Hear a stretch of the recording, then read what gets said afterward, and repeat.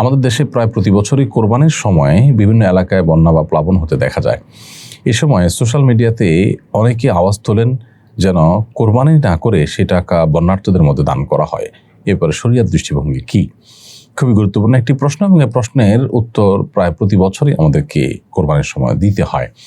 দেখুন, কোরবানির সময়টাতে বিভিন্ন এলাকাতে বর্ষাকাল থাকার কারণে বন্যা হওয়া, প্লাবন হওয়া এটা অস্বাভাবিক নয়।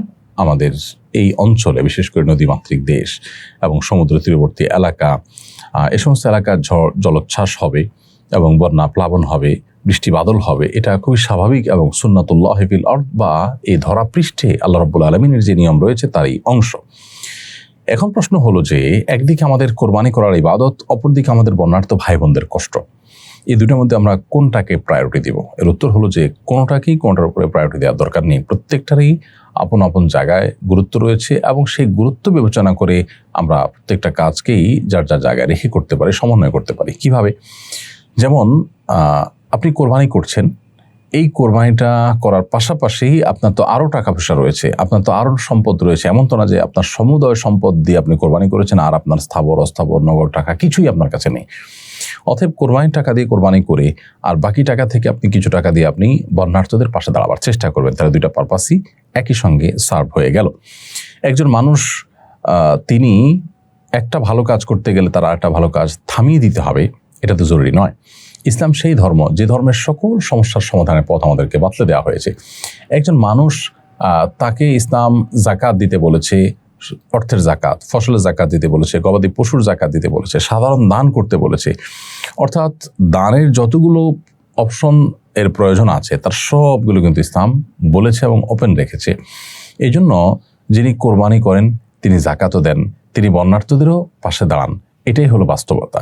আর যারা প্রশ্ন তোলে যে কোরবানি না করে কেন বন্যার্থদেরকে টাকা দেওয়া হবে না, তাদেরকে দেখবেন যে বেশিরভাগ মানুষই তারা প্রশ্ন তোলার মধ্যেই সীমাবদ্ধ। তাদের না কোরবানিতে অংশগ্রহণ আছে, না তাদের আপনার বন্যার্থদের মধ্যে অংশগ্রহণ আছে। সুতরাং এই দাবি এবং এই প্রশ্ন একেবারেই অবান্তর এবং একেবারেই অন্তঃসার শূন্য।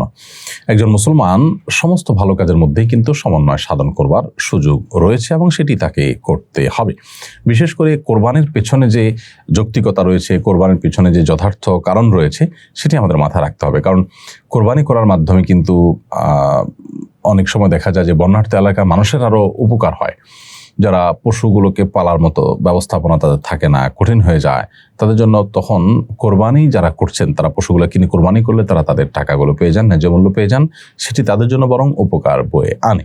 আমরা আসন্না ফাউন্ডেশনের তরফ থেকে বন্যা দুর্গত এলাকাকে প্রায়োরিটি দিয়ে কোরবানি করি, কারণ তাদের পশুগুলো কিনে তাদের কাছে আবার কোরবানি করে তাদেরকে গোশত আমরা বিতরণ করছি। একদিকে তারা পুষ্টির যোগান পাচ্ছেন, আবার অপরদিকে তারা তাদের যে পশুরই বিপাকে আছেন সেটা আমাদের কাছে ন্যায্য মূল্য বিক্রি করে টাকা পাচ্ছেন। দুই দিক থেকে বন্যার্থ মানুষরা উপকৃত হয়ে থাকেন। তো এইভাবে আমরা বরং সমন্বয় করতে পারি।